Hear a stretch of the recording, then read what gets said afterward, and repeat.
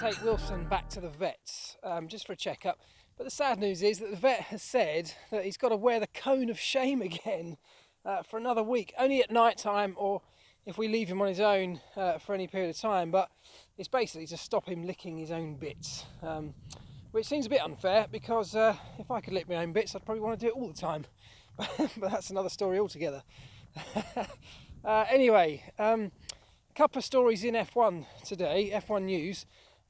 One is centering around this, what seems to be going on forever, this oil burning controversy or saga. And today's story basically is that Mercedes have written an open letter to the FIA, to Charlie Whiting, questioning or wanting clarification around some of the rules centred around oil burning. Now, it's not unusual for this to happen. In fact, it's relatively common that a team or an engine manufacturer will write to Charlie just to either because they found a loophole themselves and before they go down a development path of putting resource and time into developing that, they might want to check with Charlie that it's that he's going to allow it, that it will fall within the regulations, that if there's a grey area, they want it clarifying before they start putting all this development into it. Or it may be that they think another team is already doing that. Before they go down that path of development, trying to chase what they think someone else is doing and put some time and effort into that as well, they want to see whether actually what someone else is doing is already deemed to be legal or whether it could be questionable.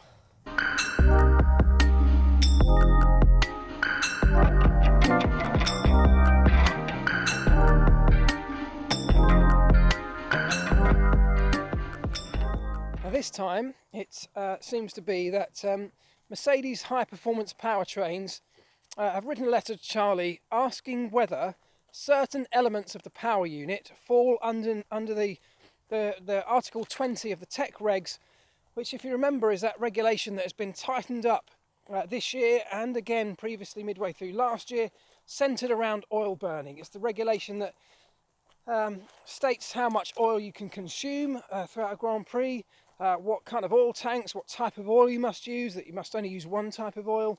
All of these things that were introduced over the last year or so to try and clamp down on teams oil burning for performance gain rather than just for using the oil as lubrication. The questions that they have asked centred around the turbo side of the power unit. Basically what they're asking was, does the turbo fall underneath the description of the engine part of the power unit, the internal combustion engine, or does the turbo fall outside of that as an ancillary part, and therefore does it not come under that Article 20 when it's talking about the level of oil consumption that you can use over a course of a race? And I guess if we read between the lines, either Mercedes have found some loophole that they think they could exploit if the turbo was deemed to be outside of the internal combustion engine part of the power unit and a separate element in itself. And if they found a loophole, they want to check that before they go down the route of pursuing it. But I think what's more likely is that they have some suspicions over what another team, probably Ferrari, are doing around the turbo. There's been a lot of suspicion about why there's so much smoke coming out of that Ferrari power unit, or that Ferrari engine, when it fires up. Not just with the Ferrari team, but with the Ferrari customer teams as well. And, I don't know the exact details of what they think might be happening, but if you could argue with this slightly grey area of wording, because if you think about it, when we're talking about power unit elements in terms of the ones we use and the number of elements that teams are allowed to use over the course of a season. For example, when you start changing power unit elements, your 3 for the season includes 3 internal combustion engines, it includes 3 turbos. Well, they're deemed in that sense as being separate elements. So I guess there's a slight grey area, which is what Mercedes are trying to clarify. When it comes to Article 20, and we're talking about the oil consumption usage, then does the turbo, is it still deemed as a separate element? And therefore, if it was, could you find a way to use more oil through the turbo system, the high pressure turbo system, as opposed to the highly restricted level of oil consumption that is prescribed for the internal combustion engine. So slightly complicated, but I think that is probably what they're trying to do. So the letter went into Charlie Whiting, and the unequivocal response came back that absolutely the turbo is deemed part of the internal combustion engine and therefore does fall under Article 20 of the technical regulations. Now, what will that do for teams that could potentially be exploiting that grey area? And this is just a big if. If, let's say, Ferrari have found some way of exploiting that area and perhaps channeling oil from the turbo, the high pressure system, into into the combustion system, or finding ways to utilise that for extra performance, are they going to be affected by that? Are they going to have to stop doing it? Are they going to have to peg back on what they're doing? Are they going to have to find a new way to operate that side of the power unit?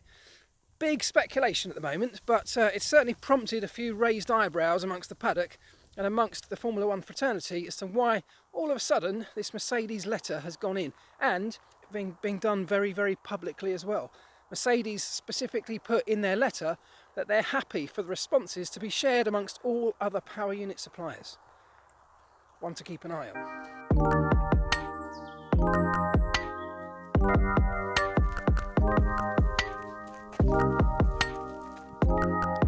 The other one is a story that I guess really I could see coming an absolute mile off. The story that caught my attention was that Hockenheim circuit have essentially said to Liberty Media that they are not willing to pay the big bucks, the big hosting fees to host a Grand Prix for the next few years. Their contract expires at the end of this season. Come on, Wilson. And they have basically said that they're not willing to pay these enormous hosting fees that became the norm under the Bernie Ecclestone era as they move forward. They still want to host the German Grand Prix, but they need to find a new business model to do it. And it's not really that surprising, is it? We've seen Silverstone operate or execute that break clause in their contract, whereas they also say they can't afford to continue under the same business model. And when Miami, the talk of Miami came along very recently, where's he gone? Wilson! Wilson, come here. Wilson. I wish you wouldn't do this. Come on, buddy. When Miami was recently the subject of all that talk in the last few weeks about hosting a Grand Prix. This way, mate. This way.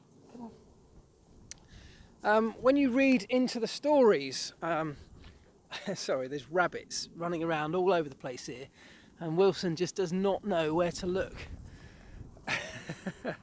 He'll never catch one, but he'll never stop giving up. He'll never give up trying. Where were we? Miami. Yes, the talk of Miami, doing this deal with Miami to host a Grand Prix, potentially on a long-term contract. When you delve into the details of those discussions, there was a clause from Liberty Media that essentially alluded to the fact it would be under a very different business model to the normal race hosting contracts. And what they were really referring to was that because Liberty are so desperate to get a race in the States, and because Miami seems such a perfect fit for Formula One in terms of its location and what it represents, Liberty are willing to either forego a fee or enormously reduce that fee, or share some of the risk of hosting a Grand Prix for that length of that period of time, to encourage Miami to get on board with it, and to make it an attractive proposition for the city of Miami if the risk and the fees involved are far, far less. It actually gives them an opportunity to make money out of it. And that basically is what Hockenheim and other circuits that are bound to be queuing up with the same kind of proposal to Liberty Media are talking about. If Miami can do it that way, then why on earth can't other circuits? I guess the big question is just how much do Liberty Media want to keep hold of the traditional racetracks like Silverstone, like Hockenheim, and like Monza and others. You know, how important to them is that in their business model? Do those circuits generate enough income for Liberty, or is the fact that they are hugely popular amongst fans and hugely traditional on this incredibly traditional sport that they've bought into, does that rank high enough to potentially take a hit in terms of revenue or hosting fees? And actually, does it have to do that? Or do they just need to look at a different business model whereby perhaps instead of the circuit having to foot the bill for everything and pay this huge, enormous fee and then put on the event as well, could somebody like Liberty, could F1 itself perhaps change the model so that they now rent the circuit for the course of that weekend from the track, from a Hockenheim or from a Silverstone? Could Formula One pay a fee to Silverstone and then run the event themselves and take the income from running that event? So there are different ways of doing it, and I think that's what Hockenheim are proposing to Liberty at the moment. But it's going to be very interesting to see just where these kind of circuits, where these kind of racetracks fit in the long-term plans of Liberty Media and F1 as a whole, because we're talking about expanding the calendar to 24 or 25 races.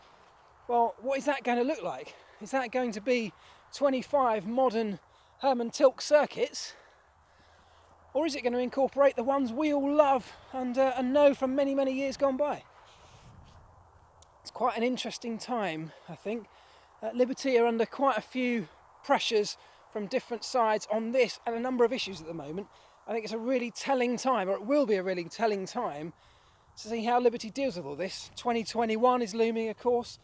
How strong are they going to be on all of these issues? With the recent swell of popularity after the Max Verstappen effect in Formula One, the recent swell of popularity in Holland, there's now some serious talk about taking F1 to Zandvoort as a racetrack on the calendar, which I think would be amazing, by the way. Great track, great location. But what I'd love to know from you is where else would you like to see F1 go? What other tracks? Street tracks in city centres somewhere? More traditional sort of permanent facilities? Traditional racetracks? Or something more modern? Let me know where you would love to see F1 go in the future. If we're going to expand the calendar to 25 or 26 races, we need to start adding a few. Would you drop some of the current ones? What else would you add in its place? Quite an interesting discussion, I should imagine. So do feel free to pop me a comment below. I will look through them all and try and respond and give you my opinions as well. But there's some really interesting talk going on. There have been some great chats over the years about F1 going to all sorts of places. But now, for the first time in a while, it really feels like some of these things could genuinely be a reality. We're in a sort of F1 2.0, it feels, under Liberty Media, where literally nothing is off the table. And that, I guess, is quite exciting times. So let me know what you think. Don't forget to like, share and subscribe to the channel if you haven't already. Tell your mates, and I'll talk to you tomorrow.